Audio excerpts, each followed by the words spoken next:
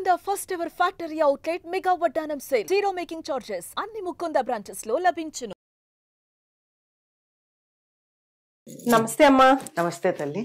అమ్మ, మహాచండిగా విజయవాడ కనకదుర్గ అమ్మవారు మనకి ఈ రోజు దర్శనం ఇవ్వనున్నారు. మరి ఈ రోజు ప్రాముఖ్యం గురించి, విశిష్టత గురించి ఒకసారి తెలియజేస్తారా?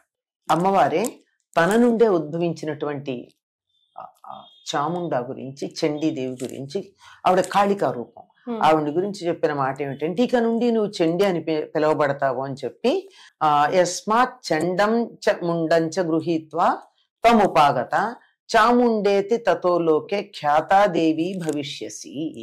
నువ్వు చండముండుల్ని సంహరించి నా దగ్గరికి తీసుకొని వచ్చావు గనక ఇక నుండి లోకంలో నువ్వు చాముండా అన్న పేరుతో ప్రఖ్యాతి పొందుతావు అని చెప్పడం జరిగింది.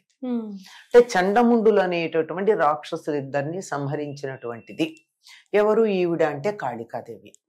ఈ కాళికాదేవి ఎలా ఆవిర్భవించింది అంటే, శుంభనిశుంభులు అనేటటువంటి రాక్షసులు సోదరులు మళ్ళీ యథాప్రకారంగా బ్రహ్మగారి గురించి తపస్సు చేసి తమకి ఎవరి వల్ల మరణం లేకుండా కావాలని అడిగి, ఆ అడగడంలో వాళ్ళు మగవాళ్ల వల్లనే అడిగారు అమ్మా.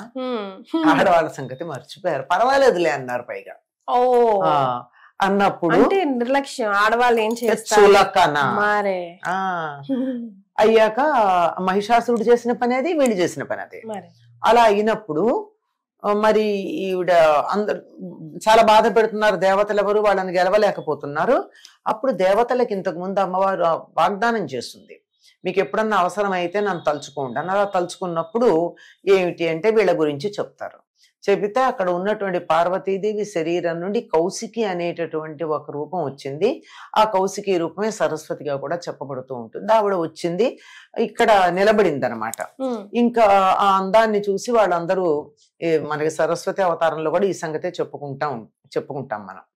ఏమంటే వాళ్ళు ఇంత అందంగా ఉన్నావు, నువ్వు మా రాజుగారిని వివాహం చేసుకుంటే బాగుంటుంది అని చెప్పి అసలు ఈ వార్త ముందు రాజుకు చెప్పి, రాజు తగ్గించి విషయం తీసుకొచ్చి ఇక్కడ చెప్తారు వీళ్ళందరూ. నిజంగా రాజు ఎట్లాంటి వాడన్నా కానీ రాజు దగ్గర భజన సంఘం వాళ్లే రాజులను గాని అధికారులు గాని చెడగొడుతూ ఉంటారన్నది ఇక్కడ వాస్తవం. అయ్యాక ఆవిడ లేదులే, యుద్ధం చేసి గెలిస్తే పెళ్లి చేసుకుంటాను పో అంది.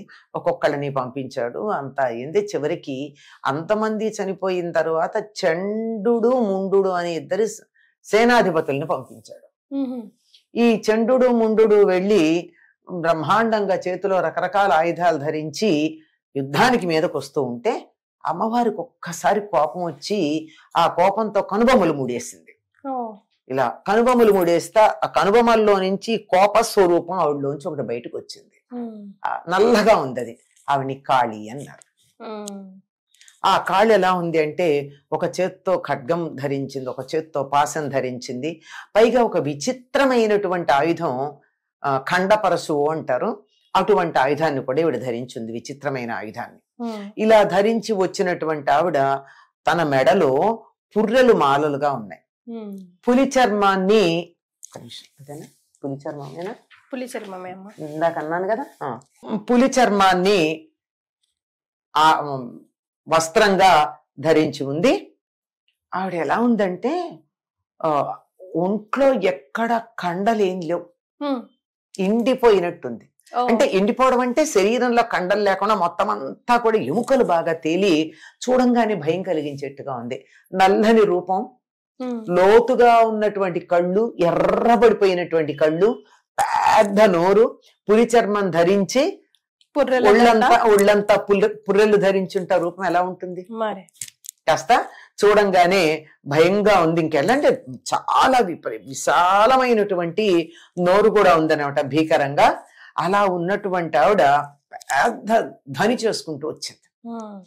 ఎప్పుడైనా సరే యుద్ధం చేసేటప్పుడు ఆ లోపల నుంచి ఆవేశం బయటపడడానికి ధ్వనులు వస్తాయి. మనం మామూలుగా ఆటలాడే వాళ్ళలో కూడా చూస్తూ ఉంటాం కదా. అలా ధ్వని చేసుకుంటూ వచ్చింది. చండముండులు యథాప్రకారంగా ఆవిడతో యుద్ధం చేయడానికి వస్తే అసలు ఆయుధాలతో సహా ఉన్నటువంటి సైన్యాన్ని, గుర్రాలని, ఏనుగులని, ఈ రాక్షసుల్ని అందరినీ నోట్లు, పెద్ద నోరన్నాం కదా, నోట్లో వేసుకుని కరకర కరకర కరకర నవిలేస్తూ ఉంది.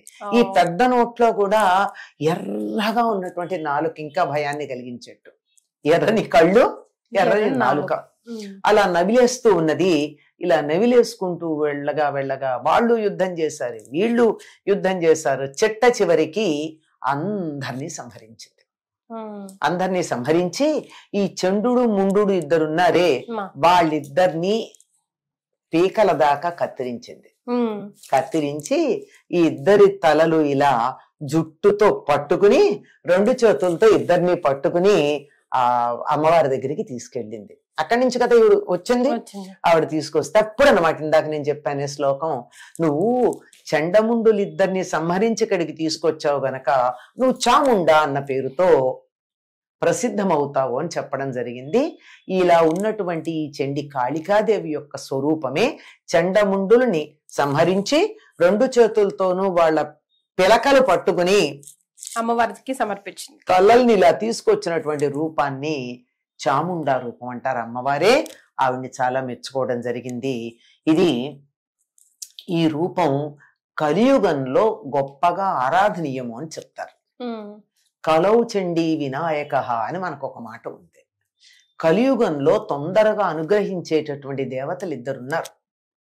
ఒకళ్ళు చండి, మరొకరు గణపతి. అందుకే మీరు ఎక్కడన్నా చూడండి హోమాలు దేనికి జరుగుతూ ఉంటాయి?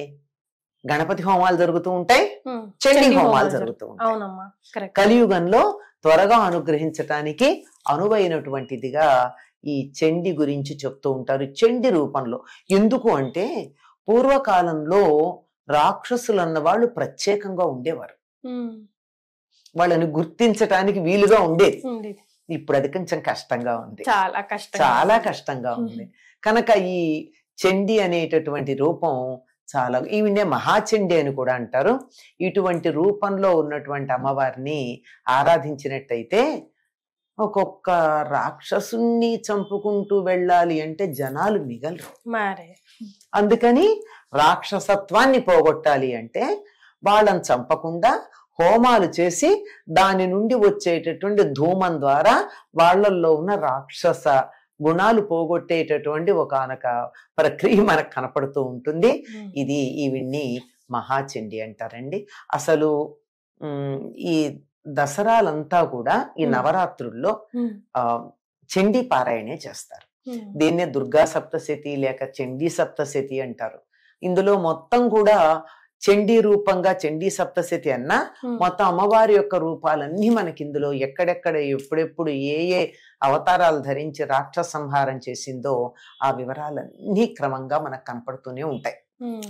కనుక అటువంటి మహాచండి అనే అవతారాన్ని విజయవాడలో ఉన్న కనకదుర్గకి ధరింపజేయడం అన్నది ఇది 2వ సంవత్సరం అమ్మా.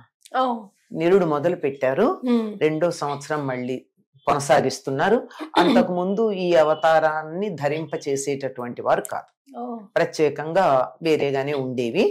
ఎందుకు అని అడిగితే దానికే అక్కడ ఉన్నటువంటి పురోహితులు ఎవరైతే ఉన్న అమ్మవారికి అర్చన చేసేటటువంటి వారు పండితులు, వేద పండితులు, ఆగమ శాస్త్ర పండితులు ఉంటారు కదా, వాడు చెప్పిన మాట ఏమిటంటే ప్రస్తుతం ఉన్నటువంటి కాలంలో చండముండులు లాంటి వాళ్ళు అత్యధికంగా ఉన్నారు గనక అమ్మవారి చండీ రూపంలో ఉండి వారిని సంహరించి ఇక్కడికి తీసుకొచ్చి ఇచ్చినట్టయితే ఆ తలల్ని లోకంలో దుర్మార్గం తగ్గుతుంది. ఈ కారణంగా ఇలా చేస్తే బాగుండని మేము అనుకుంటున్నామని వాళ్ళు చెప్పడం జరిగిందమ్మా. అది కొత్తగా మనకి ఇది ప్రారంభించారు. అయితే ఇది అవతారం ధరింప చేయకపోయినా చండీ యాగం మాత్రం జరుగుతూ ఉంటుంది. పేరు చండీ యాగం అనండి, దుర్గా సప్తశతి పారాయణ అనండి, అమ్మవారికి సంబంధించిన హోమం అనండి, ఏదైనా జరిగేది చండీ యాగం. మహాచండీ అవతారం గురించి, ప్రాముఖ్యం గురించి మళ్ళీ తెలియజేశారమ్మా. ధన్యవాదాలు. నమస్తే. శుభం. Anchors Jewelry courtesy by Mukunda Jewelries.